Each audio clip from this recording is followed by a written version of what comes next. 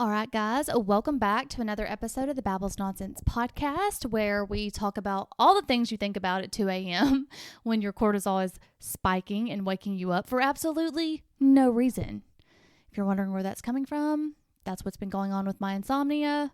I did a cortisol testing recently, and it showed that my highest cortisol level, which should be low at 2 or 3 in the morning, is spiking, and then it's not picking back up throughout the day, which is a problem. But more on that later, because today we are going to talk about aging. The thing everybody is running from, but also the thing that literally nobody can avoid unless they, die. Seriously. And that's currently not on my vision board, so I want to talk about it. And listen, I'll be honest, I'm almost 40 years old, so this episode is not coming from the mountaintop of advice. This is I'm right here with you trying to figure this out while plucking the chin hairs off my chin type of advice. Y'all get it? Okay. Because I've been thinking about aging and how I used to think about it kind of for a while. But what's even funnier is that my friend Megan had her 36th birthday this past weekend, and the theme was to dress like old ladies. So a bunch of us girls hit the town in our finest 80 to 90-year-old range clothing, and we went out to eat and we went bowling. And it just kind of made me think more. I was like, okay, this is the perfect time to do this episode. So let's go ahead and get into it.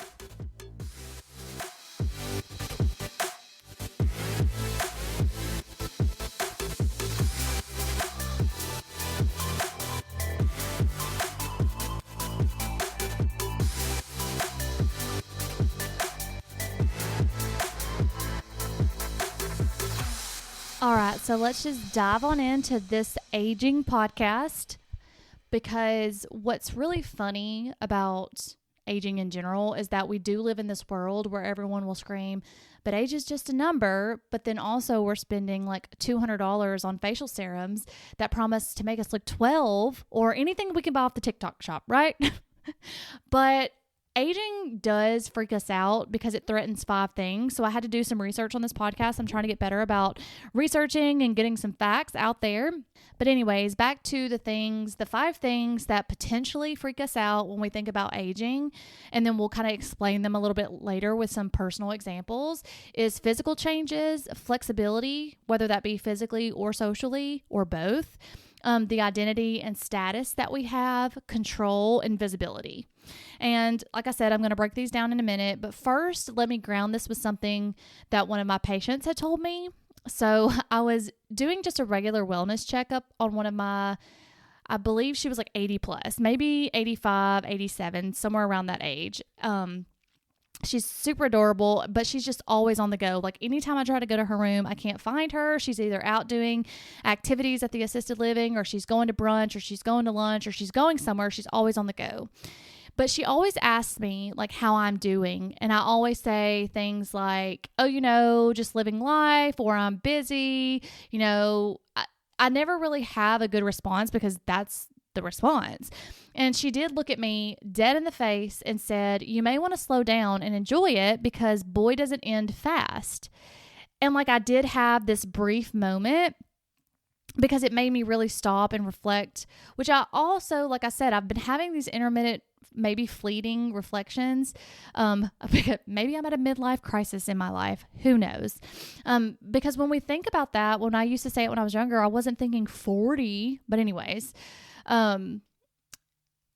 going back to this conversation with this patient, it made me step back and think when she said that, because my life, honestly, lately has been pretty much what I would consider like a hamster wheel. It's like I wake up, gym, meal prep, work, sleep, repeat, 7 days in, 7 days out.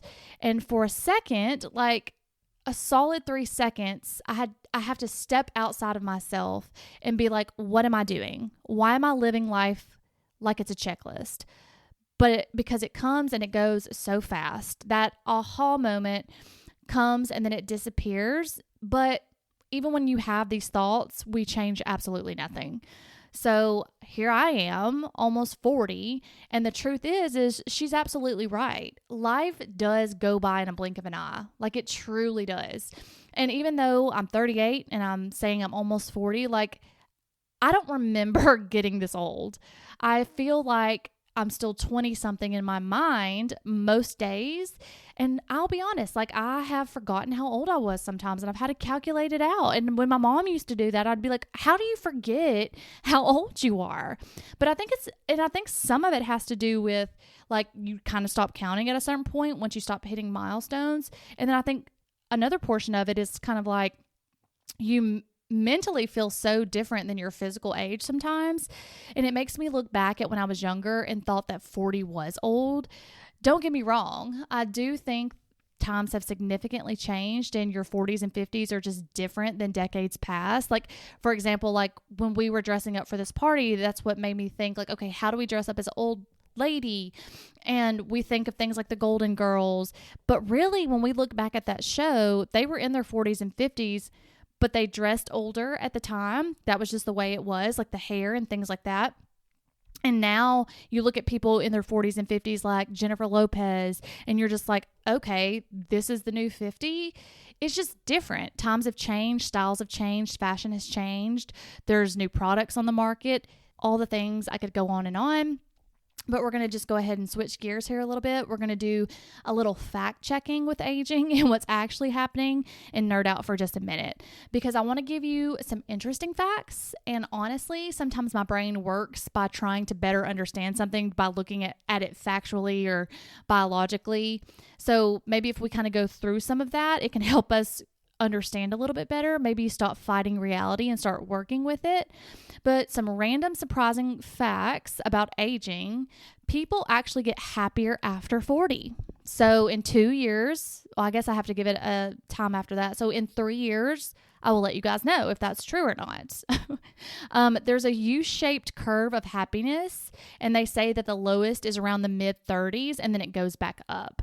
And I guess I would say, like, I'm kind of at that halfway point. Like I could kind of see that. But I'd have to look up some more facts about it.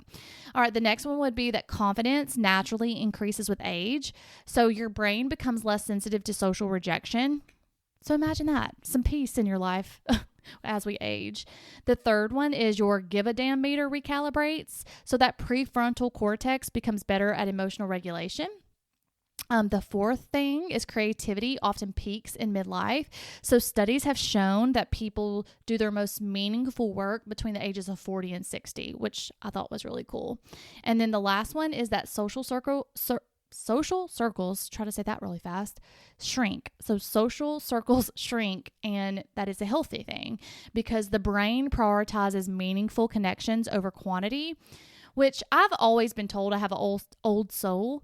And that's one of the things that I've always loved, like in friendships, is like, I don't need 50,000 friends. I want meaningful, deep connections. And it's really hard sometimes to find that because not everyone wants those deep, meaningful connections. And I have a problem with calling everyone my friend. So there's that. But this is the part of aging that no one posts about on Instagram because it doesn't come in a cute, aesthetic little bottle. And it's not picture worthy sometimes. So we just all have to remember that. So we're going to kind of dive into the 5 things that we resist most about aging that I had mentioned earlier. Number 1 is physical changes. And that's things like having wrinkles or getting gray hair, forehead lines that appear overnight like they paid rent on your face, that thin, crepey skin, and then hyperpigmentation from sun damage. But the fact is that collagen decreases by about 1% per year after your mid-20s. So no, we are not imagining it. Our skin is really changing, but that doesn't mean we are losing beauty. It means we are gaining character. And your face is becoming a biography for you. And even though it's so cliche to say that, and it's hard sometimes to be like, yeah, sure, we'll go with that because of societal pressures, which we'll get into in a little bit.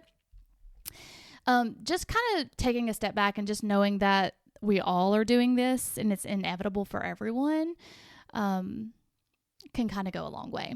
But even with the physical changes, to me, that doesn't mean we can't do things to prevent us from getting these things, like if you want to dye your hair or you want to take collagen supplements, eating whole nutritious foods, drinking more water, getting things like Botox fillers or surgical procedures, whether that be a facelift, a neck lift, whatever, wearing sunscreen, staying out of the sun. And all of those things can prevent certain physical changes, which I think that's one of the reasons why the generations are looking younger, is because we do have access to these things where they weren't accessible in the past. Like, for example, I'm redheaded. I'm very fair skinned. Now I can tan because both of my parents tan very well, which is odd for a redhead, but I can. I just can't hold a tan. And my mom would let me lay out in the sun every day in the summer until it got cold. Just because, like, at the time, tan skin was what was the beauty trend, or I guess what was considered beautiful at that time. And being this fair-skinned person was getting made fun of a lot. And like spray tans and self-tanners were a thing then, but they were a very awful thing because it was very Oompa Loompa orange at the time. They've come a long way, but also now, like, pale skin is so, like, considered beauty. And so we're staying out of the sun more because we realize the harm it can cause. And boy, am I paying for it now. Like, I have a new spot come up every other day that I'm like running to the dermatologist about. So that's about the physical changes. Number 2, some of the things that we resist when we're aging is loss of flexibility, and that's both mind and body, because physically, like, our hamstrings might get tighter or recovery takes longer. Our metabolism slows down, weight gain hits, hormone shift. And then mentally, aging exposes how stuck we are in our routines, and more on that later. We wake up one day and realize, I haven't done anything spontaneous since insert whatever year here. Because as we get older, we're just realizing, going back to that hamster wheel, we're just stuck on it. And we didn't realize that we had lost this flexibility in our life. But here's the beauty in all of that. Flexibility is also a muscle, so you can build it back, kind of like muscle memory. This is the part of my life that I am currently stuck in because, like I mentioned, I'm on that hamster wheel and I'm trying to figure out how to get off. Where do I shift this? But I haven't figured out how to do that yet. So if anybody has any suggestions, DM me or send me an email and I will report back to you if I come up with something. Number 3, identity shifts. This one hits hard because aging forces us to ask, who am I now? Who am I without some of the roles I used to have? Who am I if people don't see me the same way? So our identity evolves over time and throughout, different aspects of our life. And that can be uncomfortable because our brains do not like change. But it also creates space for the version of you that isn't trying to impress people who don't matter anymore. And I know that I have changed significantly since my 20s. If you know me, you know that I am a loud, fun, bubbly person, which all of that is true. But I have evolved from, being this angry, which still working on that, bitter, pessimistic type personality where I was a little bit more shy and I wasn't as outgoing. And I am forever learning things about myself and like the different relationships I go through the walks of my life in and help me grow and mature and be a better person. And to me, like, just looking at our personal life, like, it's no different than if you're working at a job where it may become complacent and you think everything is good and okay and nothing scares you anymore. Like at your job, like you think, oh, I got this, I can coast on this. And a lot of research has said, like, that's when things get the most dangerous, is when people coast and no longer feel that fear. And this isn't to say that you can't be really good at what you do, but we are all human and we make mistakes, but we learn from them. And so I kind of like, and maybe that's just my career, I don't know, because it's in health and being a nurse and things like that. Like, there really is no affordable way to make a huge mistake because people's lives are involved.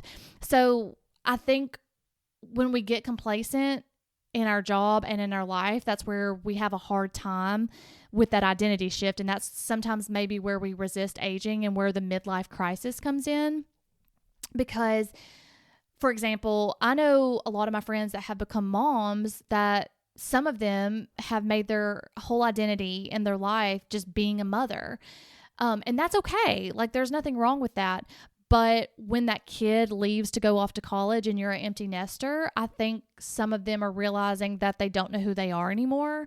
And it's another way to resist, like, who am I without this thing? So sometimes when we look at our age and it's like, who am I if I'm not 30? Who am I if I'm not this young, beautiful thing? And sometimes maybe that's why we have such a hard time letting go of it. But then it kind of leads into the fourth thing, and that's loss of control. And here's a fact. After age 30, our body breaks down old tissue faster than it rebuilds new tissue, which, why? Gross. This is why soreness and healing and recovery can take longer. But the deeper fear here, I believe, is losing control over outcomes and not bouncing back as fast or not being able to force life into your plan.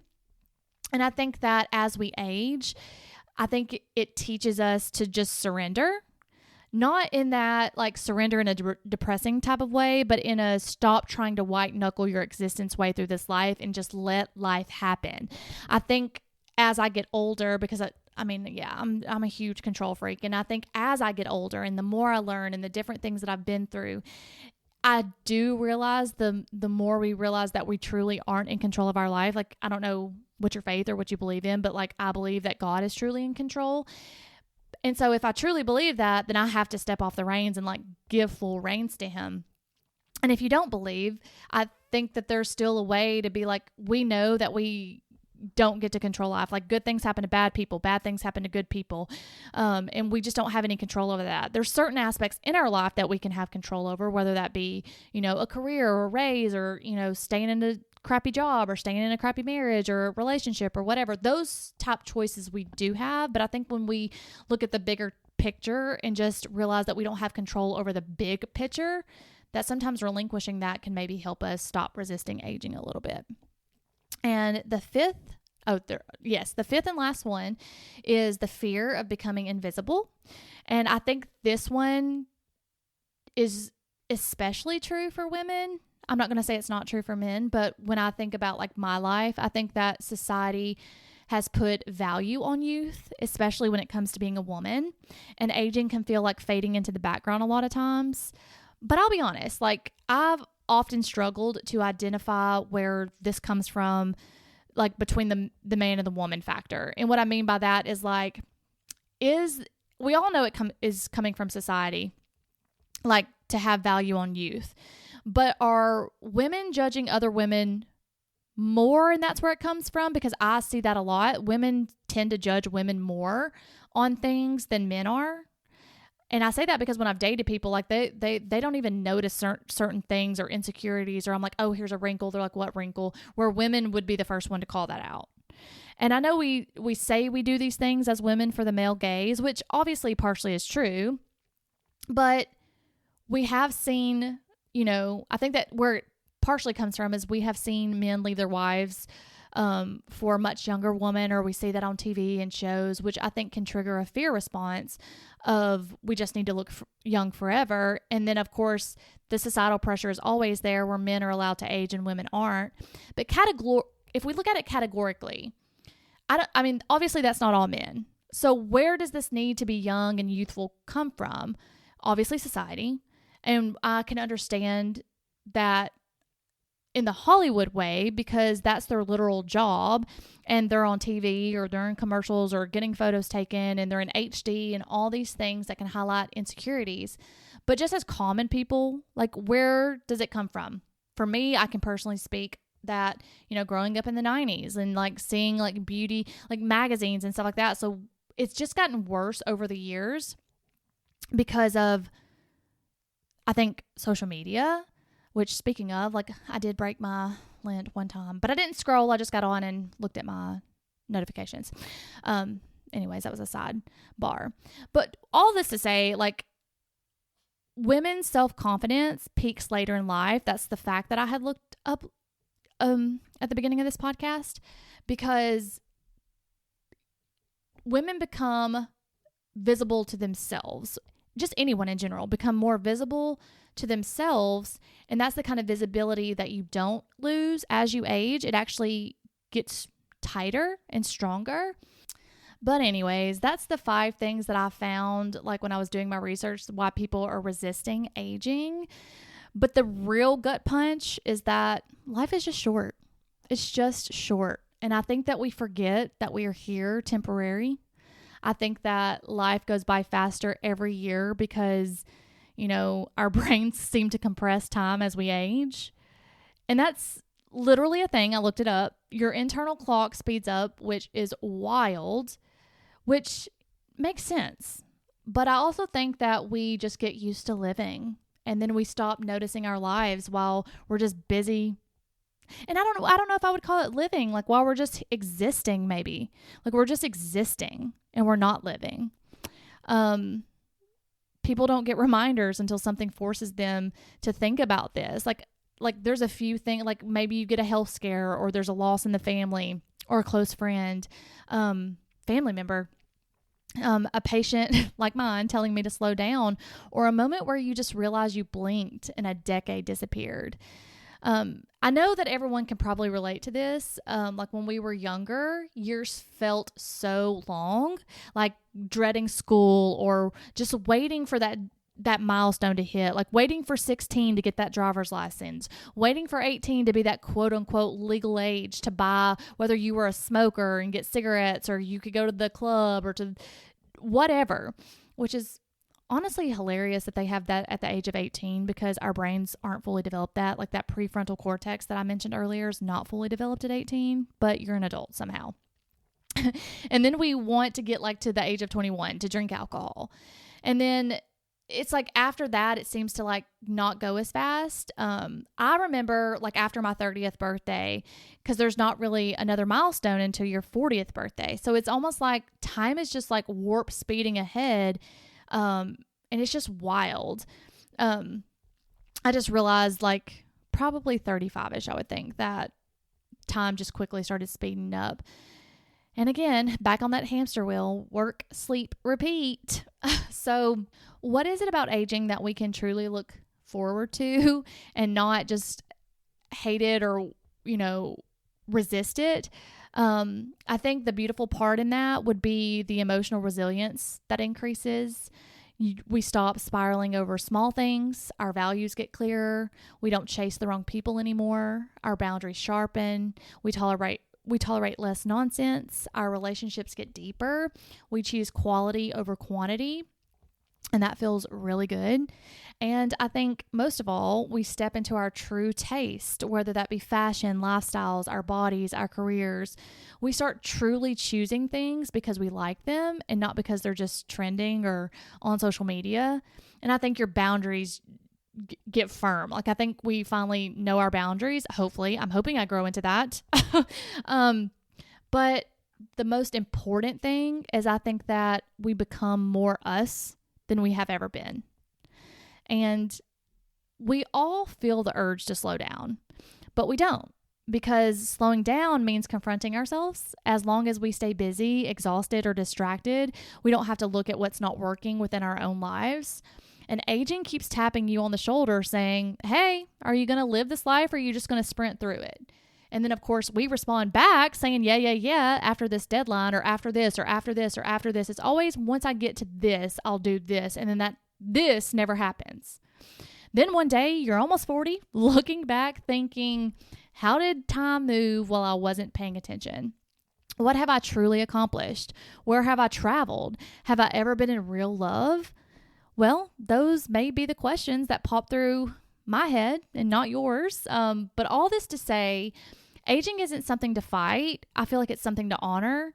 We don't have to love every part of it, but we also don't have to hate it either. We're not losing our youth. We're gaining our depth. And depth is really sexy. Depth is powerful. Depth is magnetic.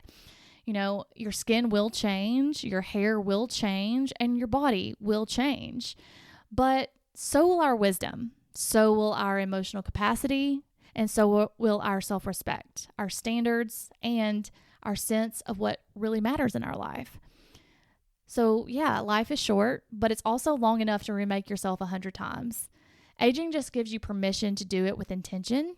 So here is to aging beautifully, honestly, unafraid, and maybe with a little Botox. Hey, obviously no judgment here.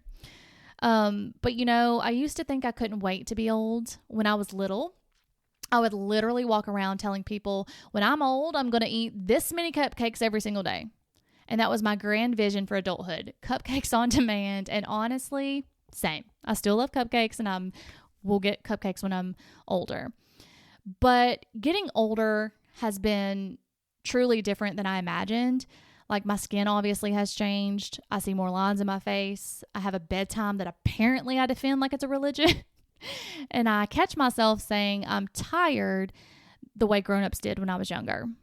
And here's the part that surprises me most, that sometimes when I look in the mirror, I don't just see the aging. I see that question behind it. Like, what have I even done with my life? I used to believe I was made for something big, something world changing, and who knows, maybe I still am, or maybe not. Maybe I'm changing lives with this podcast. Who could be too sure? But that's not the point.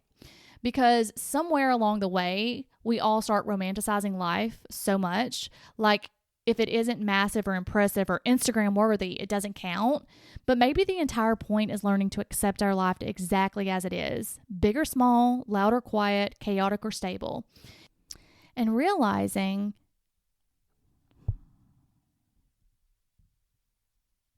we have to do the absolute best with what we've been given, even if part of that is complaining a little, settling a little, and still possibly wanting a little more.